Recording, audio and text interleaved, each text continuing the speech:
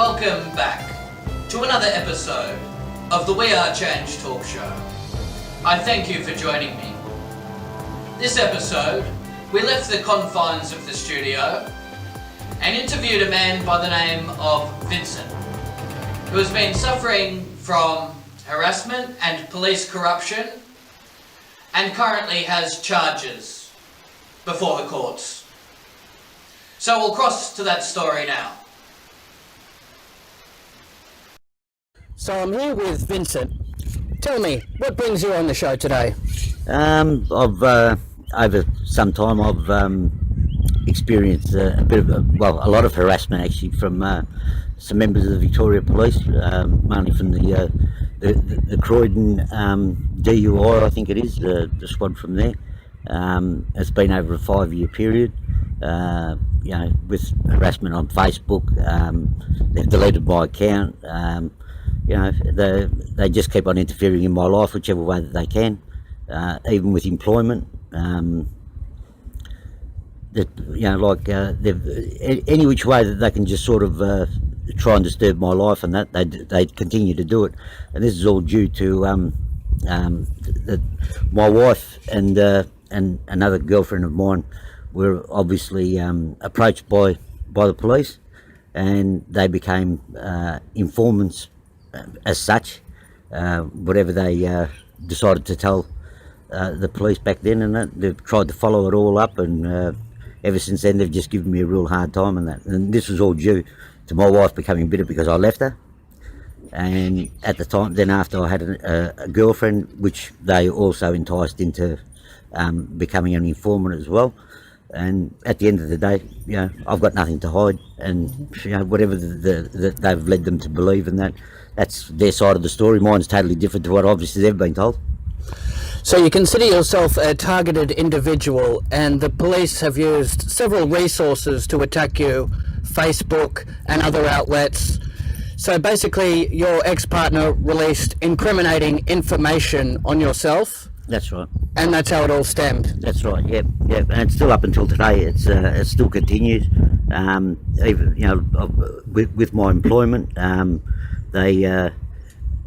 had a few jobs here and there, and they've gone behind my back to the employers. I don't know exactly what they say to these people and that, but there becomes a bit of a distance between us after they speak to whoever they speak to, and this just continues to happen.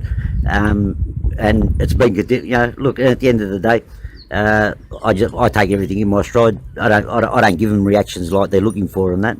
And the whole thing is that 5 years that they've been wasting their time following me around, and what ends up happening is they fabricate things, and like I've got to go to court and stuff like that, and then I organise solicitors and stuff like that, and they even go behind my back with solicitors and that, and then they don't want to defend me and that, and I'm in court by myself and that all the time.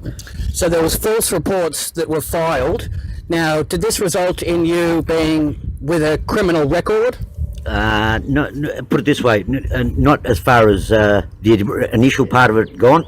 Oh, actually, as far as the initial part of it, yeah, that's right. No, that's exactly right. Yep. Yeah. And that's been your main barrier to seeking gainful employment? It's been one of the barriers, yeah. But the barrier that they create for me now is that even whenever I do get a job, they go behind my back to whoever I'm employed by and that, and there becomes distance between us because whatever they're telling them is they believe it, and then it just becomes an untenable project because I can't stay there because of the way I end up getting treated and that. So I end up leaving. It's very vindictive and very callous. So this has been an ongoing issue. Have you sought any forms of mediation or tried to find a resolution to these issues outside of the legal system? Put it this way, just through solicitors and so forth. But then, I've engaged a couple of solicitors and that, and obviously they don't go through with anything and that, and I'm just left in the lurch all the time. So I've actually tried to write a letter to the Ombudsman as well, but they tend to think that they can't do anything about it. So they haven't been any help whatsoever. I've actually got a couple of letters that I've received back from them and that, and I just can't seem to get get them to do anything about it. I actually at one stage I went to what's that body called? The police investigate themselves. Internal affairs? Yeah, that's it. Yeah, and they did do something about what the initial complaint, and I wanted to speak to the policeman that was looking after it, but I never heard no more about it. It was not followed up on. So this all came about in 2013. You've had no resolution to these issues.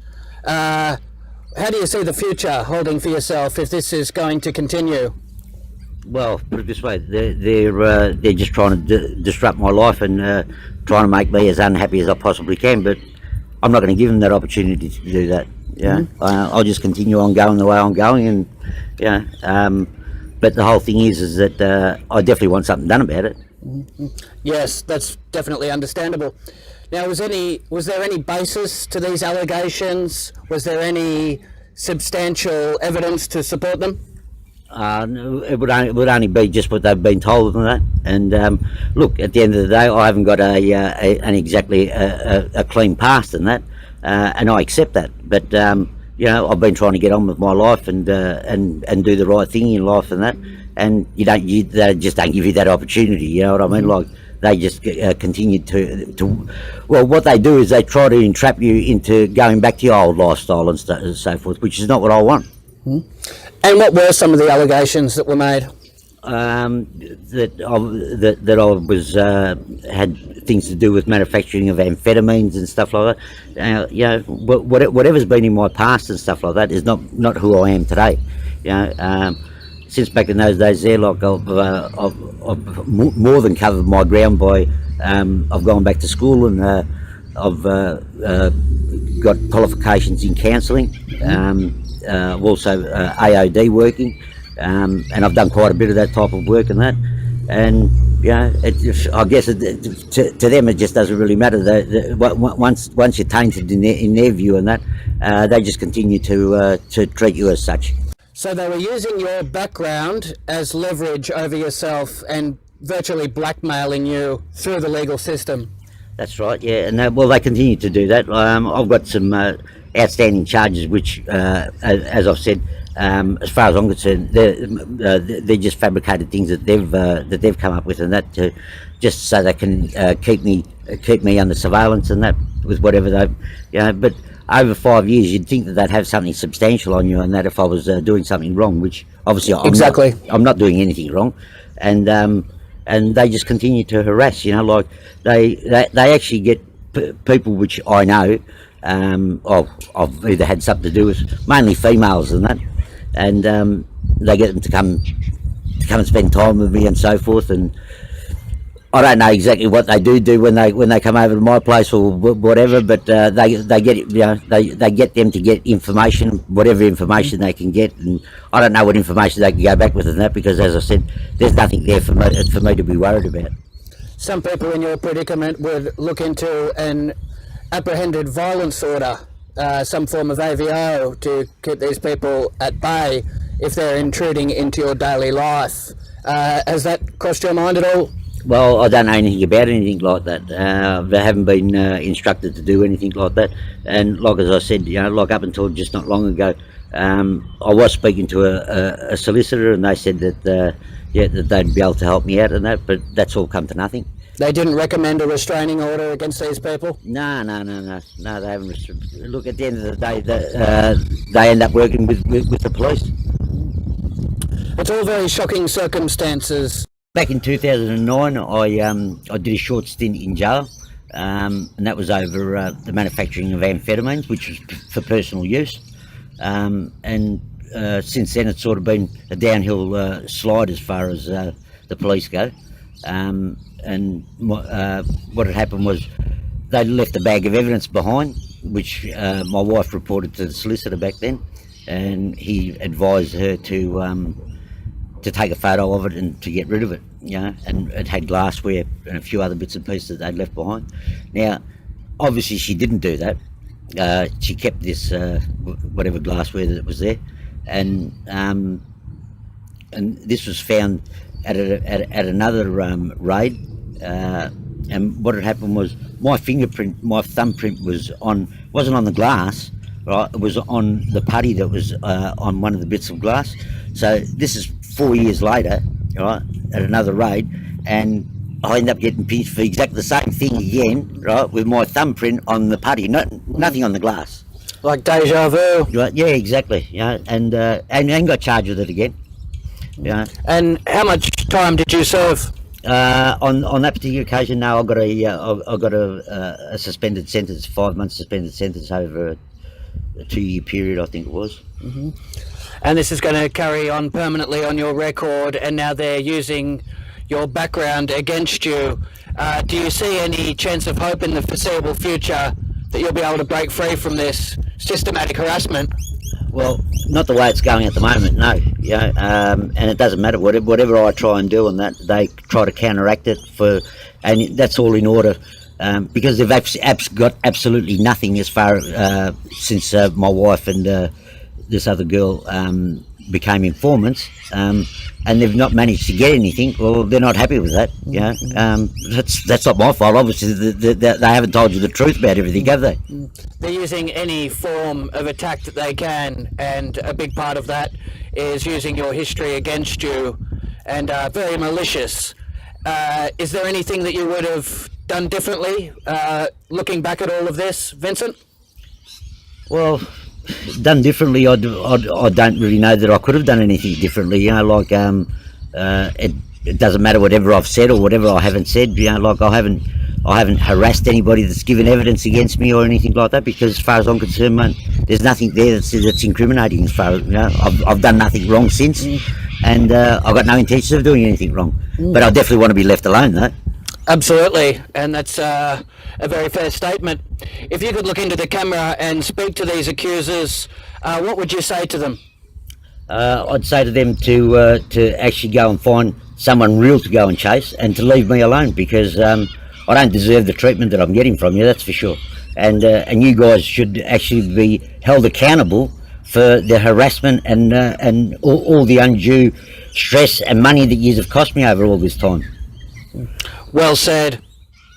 And you've made a good choice by coming to We Are Change, presenting your story, exposing the corruption that you're experiencing, because it's not fair, is it, Vincent? No, it's definitely not. You know, I actually I got a payout. Well, a payout. It wasn't a payout. It was an inheritance when my mother passed away, and at that time there, because the place that I was living in, I got thrown out of there by the police, because and it was that place there was specifically for me. Now they got DHS on side, right, and at that time there, like, I was suffering depression and all that sort of stuff, and I ended up getting thrown out of the place, and I'd already had an appointment to see DHS about this year.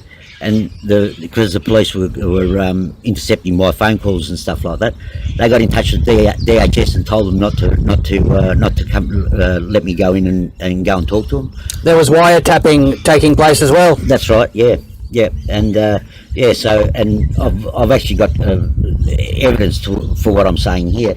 And ever since then, I was trying to find places to live in that, and any place that I did organise to go and live at, they'd make sure that I didn't get the place.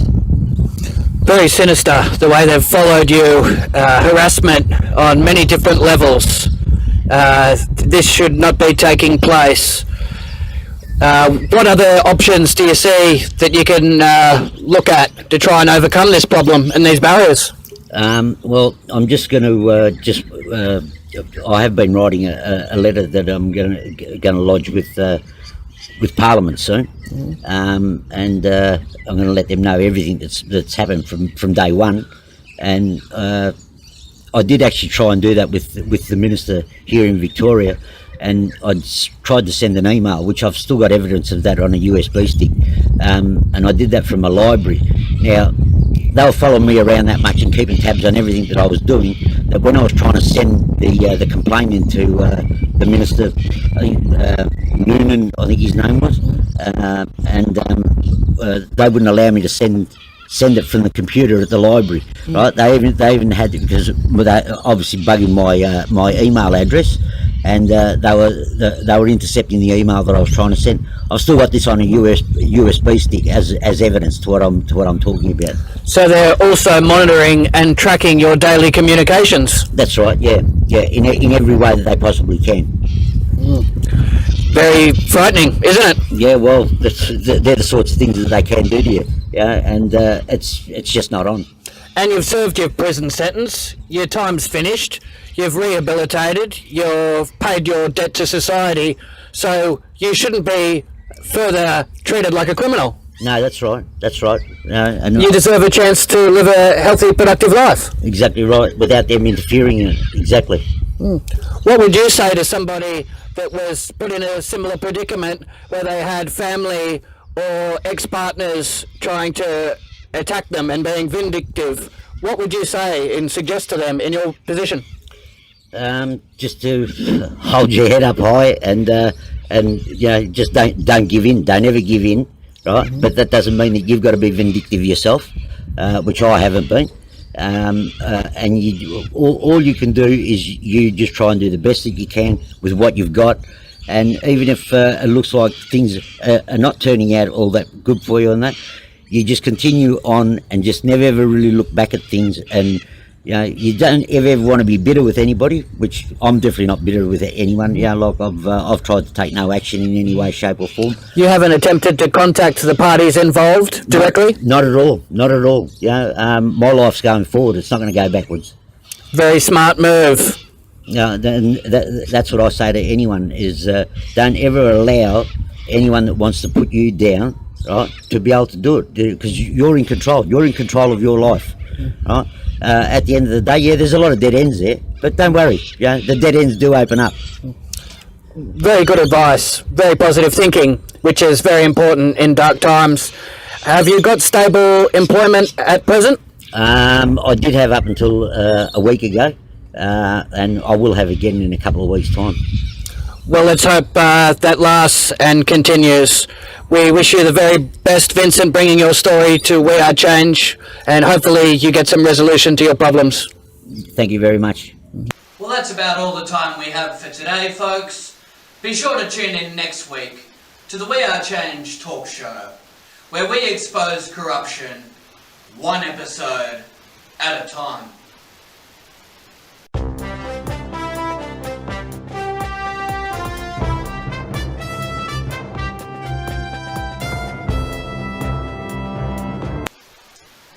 Are you tired of hearing lies and fake news on mainstream media? Do you find it insulting to your intelligence? Well, look no further. The We Are Change talk show is here. President Trump has launched airstrikes on Syria. A lot of his prominent conservative supporters have turned against him after this action. Have you suffered human rights violations or been a victim of corruption? The We Are Change talk show would like to hear about it. Phone the number on your screen today. Who the hell's going to listen to a little guy? You guys are, thanks. Yes, it's what we're here for. Yeah. Thank you so much. And what I hope is they don't put a mother and a child in the house, because that child will die. And no one seems to believe me. Once again, much love to everybody at We Are Change, and I look forward to seeing you guys at more events in the future and working more closely with you. Beautiful. Thank you very much for the call, my friend, and all the best of luck moving into the future. Much appreciated. Thank you, Jeff. Appreciate it. The legendary Jeff. Without the instrument of We Are Change, we will not have a future. We will not have a country or world to leave to our children. We won't have children able to function in it. So be a part of it. Join it. We Are Change Melbourne gives those who mainstream media have ignored a voice, exposing corruption, injustice, human rights issues, and much more. We Are Change Melbourne is the voice of the people. Yeah, this is Jeff. Met Jeff for the first time I'd met Jeff.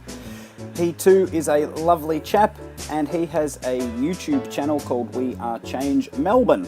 So if any of these topics pique your interest, pop over to We Are Change Melbourne and say good day to Jeff. You've seen that video that's just going past the interview, Enough is Enough. Watch that one. Phone the number on your screen and be connected with the We Are Change talk show.